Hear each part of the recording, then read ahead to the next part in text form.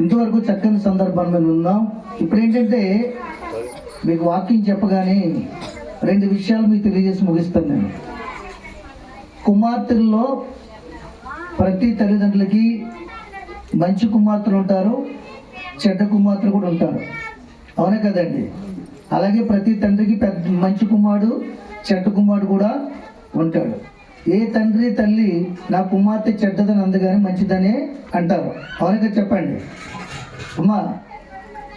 ఏ తండ్రి తల్లి కూడా నా కుమార్తె చెడ్డదని అందరు. ఒకవేళ ఏదైనా వాళ్ళకి బాధిస్తున్నప్పుడు కూడా ఆ కుమార్తెను మార్చుకుని మంచిగా చేసుకోవాలని తలంప కలిగి ఉంటారు. అయితే ఆ కుమార్తె మంచిది కాదు చెడ్డదని, ఆ కుమారుడు మంచిది కాదు చెడ్డదని ఎవరంటారు?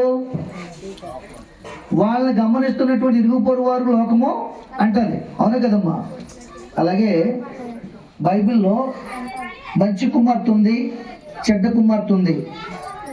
మంచి కుమార్తె ఎవరి కుమార్తె, చెడ్డ కుమార్తె ఎవరి కుమార్తె? ఆమె ఏమి చేసి మంచి సంపాదించుకుంది, ఈమె ఏమి చేసి తండ్రి దగ్గర చెడ్డ పొందుకుందో? ఎవరి దగ్గర కాదు, తండ్రి దగ్గర తల్లింటి దగ్గరే ఒక కుమార్తె చెడ్డ పొందుకుంది, ఒక కుమార్తె మంచి పొందుకుంది. ఆ ఇద్దరు కుమార్తెను చూపించి మీకు వాక్యం చెప్పను, కానీ ఇంటికి వెళ్ళి చదువుకొని రిఫరెన్స్ చెప్తాను, తెలియజేసి ముగిస్తాను. అవునుగా చెప్పండి. ఉంటుందేంటి? ఉంటుంది కూడా అని ఏమండి? అయితే నవ్య నాకు మనవరాలు అవుతుందండి. అవునుగా చెప్పండి. అతను బాగా చదువుకున్నాడంటే ఒక డిగ్రీ మనం చెప్పాలి, ఏదో డిగ్రీ. అవునా? బాగా చదువుకుంటే అర్థం ఉంటుంది కదా. మరి అందంగా ఉంటుందంటే ఆ అందం పడుకుందాం. ఓకేనా అమ్మా? నవ్యశ్రీ అందంగా ఉంటుంది కదా. నేను అంటాను నవ్యశ్రీని ఇప్పుడు అలా చూస్తే అందంగా ఉంటుంది, కానీ నవ్వితేనే అందంగా ఉంటుంది. స్తోత్రం చెప్పండి.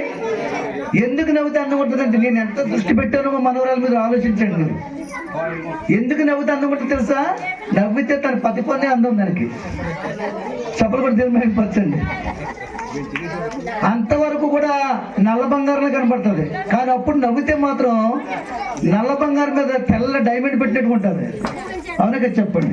కాబట్టి నవ్య అందము మరి ఎక్కడ ఉందంటే తన పతికోణంలో ఉంది, తన ప్రవర్తనలో ఉంది. తండ్రి ఇంటినున్న గృహ దేవతలను దొంగిలించను. చూసారా? ఈ లాబాన్ ఎవరు? లాబాన్ ఎవరమ్మా? రెబెకా తాలూకా అన్నదమ్ముడు. అవునా? యాకోబు మేనమామ. మేనమామ దగ్గరికి కొలువు చేయడానికి వచ్చాడు కదా. మేనమామ. ఈమె కుమార్తె రాహేలు. గతుందా? రాహేల్ కంటే ముందు లేనిచ్చి పెళ్లి చేశాడు. 7 సంవత్సరాలు కొలువు చేశాడు. తర్వాత ఇలాగ మోసగించి రాత్రికాల సమయంలో పెళ్లి చేసేవాడు. నాకు ఆమె ముఖం చూపించదు, ముసుకేది చేసావు, నాకు ఎందుకు మోసం చేసావంటే నా పెద్ద కుమార్తెకి చేయకుండా చిన్న కుమార్తె వివాహము చేయటం ఆచారం కాదు. ఈ కుమార్తె రాహేల్ కాబట్టి మరొక 7 సంవత్సరాలు కొలువు చేయమన్నాడు. చేస్తానని చెప్పాడు ఇష్టపడి. మరొక 7 సంవత్సరాలు కొలువు చేశాడు. రాహేల్ చేసుకున్నాడు. దేవుడు అభివృద్ధి చేశాడు, ఆశీర్వదించాడు. తిరిగి లాబాను ఊరిని పద్దనరాము నుంచి మరలా స్వజనుల ఎదుగు రావాలని యాకోబు ఆలోచన చేశాడు. చేసి భార్యని, పిల్లల్ని, ఒంటల్ని, కుటుంబం లెక్కించి బయలుదేరమని చెప్పినప్పుడు తండ్రి ఇంట్లో ఉన్నటువంటి గృహదేవతల బొమ్మలు దొంగిలించింది. ఎవరమ్మా? రాహేల్. చూసారా? మరి అడిగితే ఇవ్వడా? అడిగితే తండ్రి కూడా దొంగిలించిందండి. దొంగిలించిన తర్వాత వీళ్ళు ఏం చేశారు? తండ్రికి చెప్పకుండా వెళ్ళిపోయారు. ప్రయాణమై వెళ్ళిపోయిన తర్వాత ఒక దగ్గరికి వెళ్ళేటప్పటికి ఈ కబురు లాభాలు తెలుస్తుంది.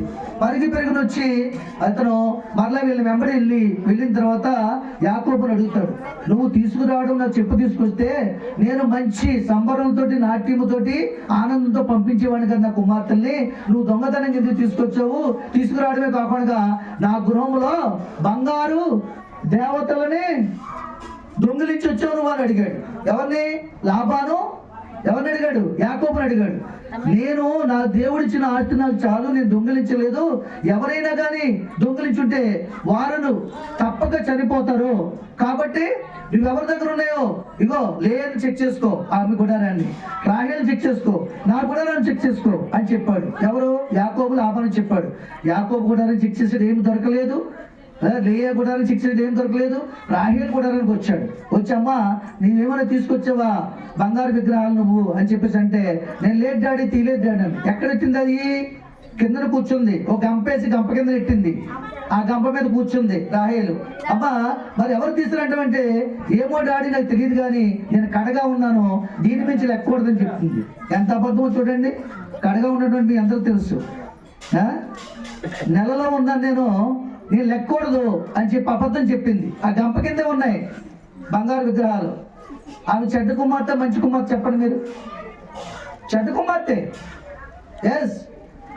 కాబట్టి అక్కడ తండ్రిని మోసగించింది, భర్తను మోసగించింది. ఆఖరికి ఎత్తుకుని వెళ్ళిపోయాడు. అలాగే దొంగతనం చేస్తారని ఈ రోజుకి కుర్చీలు, చైర్లు, మంచాలు, బొట్లు, తట్లు, బిందులు అన్ని కొన్నిటి పంపించేస్తున్నారు. దేవుని స్తోత్రం. హల్లెలూయా. ఈమె చెడ్డ కుమార్తె. చూసారా? అందమైందే కానీ అందమైన మనసు, నిజాయితీ, నీతి లేదు. చెడ్డ కుమార్తెను ఈమె చెడ్డ కుమార్తె. మంచి కుమార్తెను చూపిస్తాను చూడండి. న్యాయాధిపతుల గ్రంథము 11వ అధ్యాయం 30 నుంచి 32. త్వరగా చదవండి. న్యాయాధిపతుల గ్రంథము 11వ అధ్యాయం 30 నుంచి 32. ముగించేస్తాను 5 నిమిషాలు. చూసారా? న్యాయాధిపతుల గ్రంథము 11.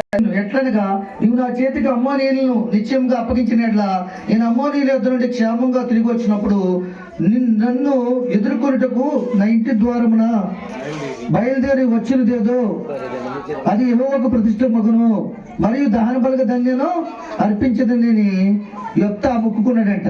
ఏమని? అమ్మోనీయులు ఎప్పుడు కూడా ఇశ్రాయేల్ మీదకి యుద్ధానికి వచ్చేవారు, చాలా బాధ పెట్టేవారు. యొప్తా అనే ప్రవక్త ఆయన మీద యుద్ధానికి, అమ్మోనీయుల మీద యుద్ధానికి వెళ్ళడానికి ప్రార్థన చేసుకుని మొక్కుకుంటాడు. ఏమని? నేను ఇద్దరం అమ్మోనీయుల మీదకి వెళ్తున్నాను, వాళ్ళు జయించి తిరిగి వచ్చేటప్పుడు నువ్వు నాకు జయం అనుగ్రహిస్తే నేను వచ్చేటప్పుడు ఎవరైతే మొట్టమొదటి నాకు ఎదురొస్తారో వారికి నీకు బలి అర్పణ చేస్తానని మొక్కుకున్నాడండి. నిజముగా వెళ్ళాడు. దేవుడు మొరవిన్నాడు. అమ్మోనీయులు జయించాడు. తిరిగి వచ్చేస్తున్నాడు. సంతోషంగా వస్తున్నాడు. ఆనందంగా వస్తున్నాడు. మొట్టమొదటిగా సంబరములతో, నాట్యములతో తండ్రి విజయము చెందుకుని వస్తున్నాడని, తండ్రి విజయాన్ని పొందుకుని వస్తున్నాడని యెఫ్తా కుమార్తె, ఒక్కగాను కుమార్తె, ఇంక మగపిల్లలు లేరు, ఆడపిల్లలు లేరు. ఈ కుమార్తె ఏం చేసిందంట? తమ్ముడులతో, సితాలతో నాట్యం చేసుకుని సంతోషం తండ్రికి ఎదురైపోయింది. సరే, తండ్రికి ఎదురైపోయింది. ఎదురైపోగానే దుఃఖపడుతున్నా, అమ్మా ఎంత పని చేసావమ్మ నువ్వెందుకు వచ్చావు ముందుగానే? ఇదిగో దేవుడికి నేను మొక్కుకున్నాను, ఆయన నాకు విజయం ఇచ్చాడు, నీకు బలాన్ని పని చేసేయాలి, ఇంత బాధకు నన్ను ఎందుకు గురి చేసావు అని అడుగుతున్నాడు ఆయన. అప్పుడు అన్నదే కుమార్తె, తండ్రి నీవు యెహోవాకు మొక్కుకున్నట్లుగానే చేయము, నీవు యెహోవాకు మొక్కుకున్నట్లుగా చేయము. ఎందుకంటే నువ్వు మరణించకుండా తిరిగి నా యుద్ధకు నడిపించాడు, నా స్వగ్రహాన్ని నడిపి నేను చూసే భాగ్యాన్ని ఇచ్చాడు. ఆయన మాట తప్పొద్దు. నాకు 2 నెలల సమయం ఇస్తే నా వ్యవహార కాలం ముందు నేను దుఃఖించి మరలా తిరిగి వస్తాను. 2 నెలల తర్వాత నువ్వు నా బలార్పణ ఇచ్చేవచ్చు. ఇప్పుడు చెప్పండి, మంచి కుమార్తె కదా? మంచి కుమార్తె కదా? యెహోవా ఇచ్చిన యెహోవాయే తీసుకో. ఎంత మంచి కుమార్తె! ఈ రోజుల్లో తండ్రులు, తల్లులు చనిపోయేటటువంటి ప్రవర్తన కలిగి వాళ్ళ దుఃఖానికి గురి చేస్తున్నారు. కానీ తండ్రులు సంతోషపరిచే వాళ్ళు, తల్లిని సంతోషపరిచే చాలా అరుదుగా ఉన్నారు. ఏమండి? మన అవి అలాంటిది కాదు. చాలా కామ్గా ఉంటుంది, తెలివిగా ఉంటుంది, చక్కగా తల్లికి లోపడుతుంది, నాకు కూడా లోపడుతుంది, దేవునికి లోపడుతుంది, ఆరాధనకు వస్తుంది, దైవజనం చెప్పినట్లు పరిచయం చేస్తుంది. రాణి కూడా మంచి పిల్ల, తన ప్రవర్తన కనిపెట్టుకుని మసులుకుంటుంది, మంచిగా మా సంఘంలో పాటలు పాడుతుంది, మంచిగా ప్రార్థన చేస్తుంది. ఎప్పుడైనా కృతజ్ఞతలు కూడా పెట్టుకుంటే చక్కగా దేవుని కానుకిస్తుంది, మంచిగా భోజనం పెడతారు సంఘం అంతటికి. చాలా దేవుని మహిమపరుస్తారు వీళ్ళు. ఏమండి? కాబట్టి మన ప్రవర్తన బట్టి మనకు మంచి చెడుని పేరు వస్తుంది. కాబట్టి చెడ్డ కుమార్తె ఎవరు? రాహేలు. మంచి కుమార్తె ఎవరు? తండ్రి నిమిత్తం తన ఎవరి కాలం అంతా కూడా విడిచిపెట్టి తండ్రికి పేరు తెచ్చి దేవుని చిత్తాన్ని జరిగించింది యెఫ్తా కుమార్తె. ఆమె మంచి కుమార్తె. కాబట్టి మంచి చెడు రెండు మనసులో కలిసి ఉంటాయి. మనిషి మనసులో చెడుని విడిచిపెట్టాలి, మంచిని అత్తుకోవాలి. మంచి అనగా దేవుని వాక్యం, మంచి అనగా యేసయ్య, మంచి అనగా దేవుని ప్రేమ, మంచి అనగా మన ప్రవర్తనే. దేవుడి మాటలు దీవించును గాక. ఆమేన్, ఆమేన్.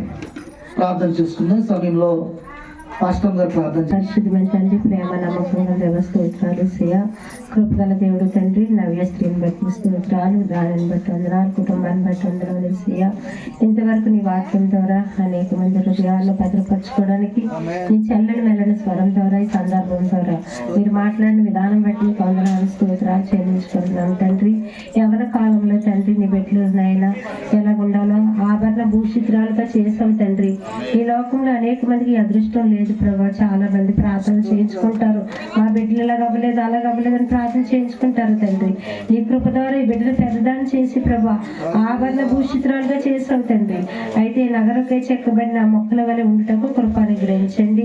మందిరంలో నాటబడిన ప్రభా ద్రాక్షవల్లి వలె ప్రభా ఇదిగో చిగురు పెట్టుకోనైనా కృపను గ్రహించండి తండ్రి. నీ స్తోత్రాలు. మంచి పేరు ప్రతిష్ట కలిగి జీవించడానికి సహాయం దయచేయండి. ఇదిగో రాహేలు వలె లేయ వలె ప్రభా మంచిదాన్ని ప్రభా అత్తుకుని ప్రభు నా తండ్రి నీ బిడ్డ జీవించడానికి సహాయం దయచేయండి. అయా రాహేలు అందంగా ఉన్నానని ప్రభా హెచ్చించుకోకుండా ప్రభా తను తగ్గించుకొని నీ అందు భయభక్తులు కలిగి నీలో జీవించడానికి సహాయం దయచేయమని తల్లికి లోబడుతూ దేవుడికి భయపడుతూ పెద్దలకు లోబడుతూ నీదైనా పెద్దలదైనా వర్ధులతో కృప అనుగ్రహించమని ఈ వచ్చిన ప్రతి ఒక్క బిడ్డల్ని దీవించి ఇగో సేవకులు ఎంతవరకు నైనా మీరే మాట్లాడి మా అందరిలో ప్రభా వాక్యం నాటింపు చేసావు తండ్రి. వాక్యం ద్వారా మమ్మల్ని అందరినీ జీవింప చేయమని ఈ చిన్న ప్రార్థన యేసునామములో అడిగినాము తండ్రి, ఆమేన్.